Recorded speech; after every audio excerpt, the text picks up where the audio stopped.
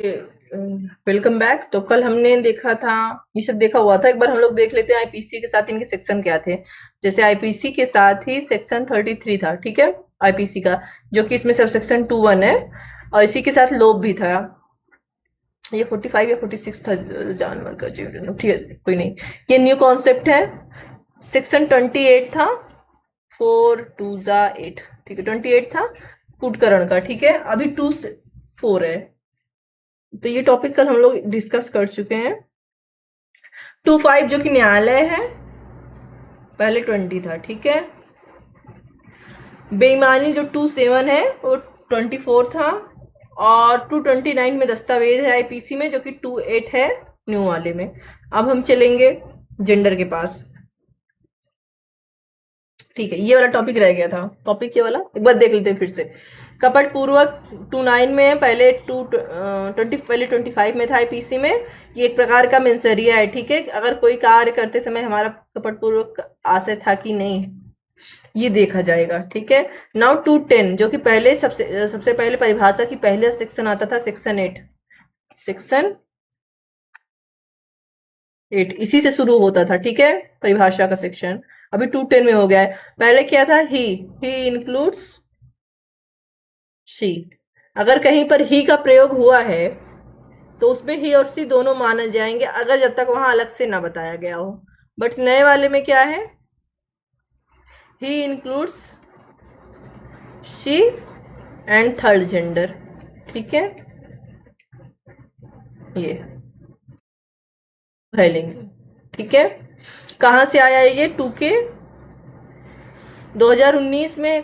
देखो, इसी वाले एक्ट से आईपीसी में ये ऐड किया गया था। अभी तो ऐड नहीं किया गया है, बट अब बता दे रहा है कॉन्सेप्ट कहां से लिया गया है, ठीक है। अधिकारों का संरक्षण अधिनियम 2019 आया था। वहां पे 2 के में उभयलिंगी की परिभाषा बता रहा है कहां से लिया गया था। तो उभयलिंगी आईपीसी में था ही नहीं, सॉरी, इसी में है। तो कहां से इसकी परिभाषा ली गई है, 2 के से ली गई है, अधिकारों पर संरक्षण अधिनियम 2019 की धारा 2 टा से, ठीक। अगला है सद्भाव पूर्वक। ये भी एक प्रकार का आपका आशय प्रदर्शित करता है, ठीक है। अब अगर आपका आशय गलत है, सद्भाव पूर्वक नहीं है, तो एक प्रकार का मेंसरिया हो जाएगा, दुराशय हो जाएगा। अगर आपका आशय अच्छा है, सद्भाव पूर्वक है, तो मेंसरिया नहीं होगा। नाउ, कोई बात सद्भाव पूर्वक की गई थी या नहीं, विश्वास की गई नहीं, जो सम्यक सतर्कता और ध्यान के बिना की गई या विश्वास की गई नहीं हो। तो कोई बात सद्भाव पूर्वक की गई थी कि नहीं, ये कैसे पता चलेगा। ये इसके दो एलिमेंट देखे जाएंगे। पहला, अच्छा, ये विश्वास की गई नहीं कही जाती है, ठीक है। दो एलिमेंट इसके हैं कि ये सम्यक सतर्कता, और दूसरा संपूर्ण ध्यान, पूरे ध्यान से, ठीक है, पूरे ध्यान से वो काम किया गया हो। एक केस आया था, उसमें क्या है, एक लोग झोला छाप डॉक्टर थे, उन्होंने एक लोग का पाइल्स का ऑपरेशन चक्कू से कर दिया था, सब्जी बनाने वाले चक्कू से कर दिया था, और इनकी मृत्यु हो गई। तो इन्होंने कहा हमने तो सद्भाव पूर्वक कार्य किया था। कोर्ट ने कहा आपने सम्यक सतर्कता बदली बरती ही नहीं, सॉरी, आपके पास कोई डिग्री ही नहीं थी। दूसरा, फिर आपके पास जो चाकू था वो सब्जी काटने वाला था। सबसे बड़ी बात, आपके पास डिग्री ही नहीं थी, ठीक है। तो आपका आशय सद्भाव पूर्वक नहीं था।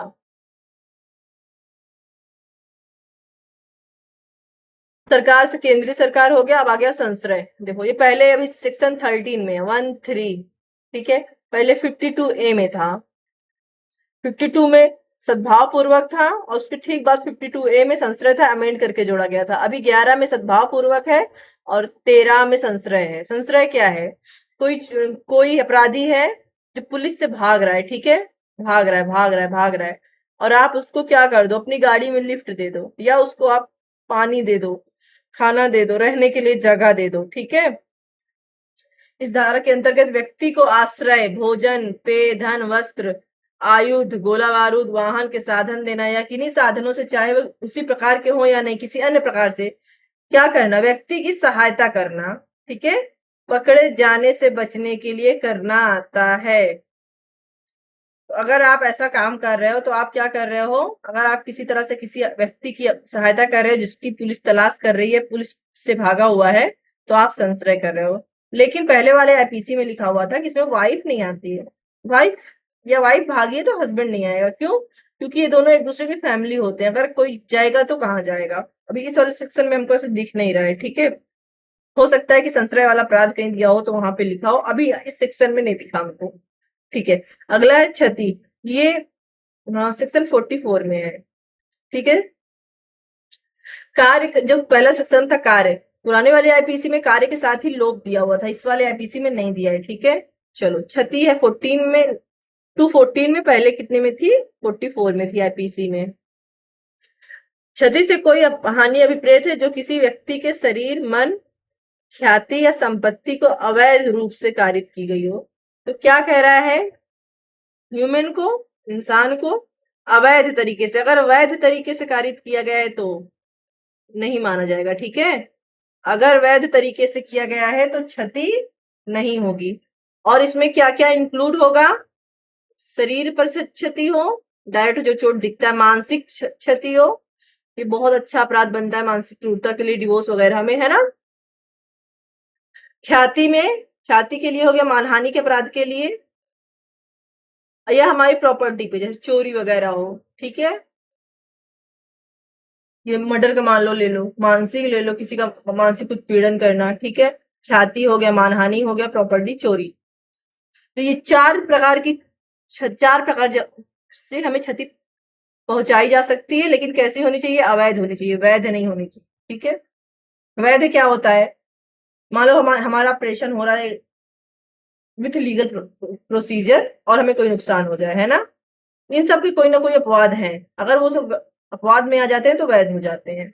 जब आप ऐसे अपराध पढ़ोगे तो वहां पता चलेगा।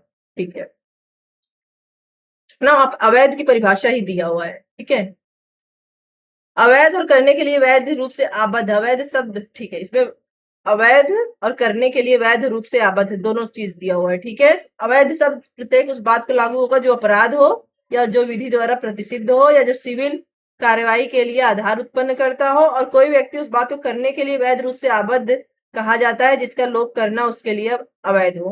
तो दो चीज की परिभाषा इसमें दी गई है, पहला तो अवैध और दूसरा वह कार्य जिसको करने के लिए आप बाध्य हैं, विधिता बाध्य हैं। ठीक है, तो अवैध में क्या क्या आएगा? अपराध अवैध है, किसी विधि द्वारा प्रतिषिद्ध कोई चीज है वो भी क्या है? अवैध है। कोई सिविल कार्यवाही के लिए अगर आधार उत्पन्न हो रहा है, जैसे कोई आपको श्यू कर सकता है, ठीक है, कोई आपके ऊपर केस कर सकता है, संविदा भंग वगैरह का कोई भी, तो वो सब भी अपराध होगा। लेकिन क्रिमिनल मामलों के लिए इसमें अलग से दिया है, तो ये आईपीसी बीएनएस वाला ही लागू होगा इसमें। ठीक है, बीएनएस का कोई आधार उत्पन्न हो रहा है, और 1 2 3, ठीक है, तो ये 3 चीजें दी हुई हैं अवैध के लिए। अब क्या है, अगर कोई काम करने के लिए आप विधिता बाध्य हैं, जैसे आप डॉक्टर हैं और आप बाध्य हैं कि आप पेशेंट को दवा दें, बट आपने पेशेंट को दवा नहीं दिया, पेशेंट मर गया, बीमार पड़ गया, तो आपने क्या किया? अपने विधिता कार्य का लोप किया। ठीक है, तो आपने एक अवैध कार्य किया। ये और अगला है न्यायाधीश, तो इसकी परिभाषा तो ऊपर हमने जज पढ़ा था, अभी ये न्यायाधीश है।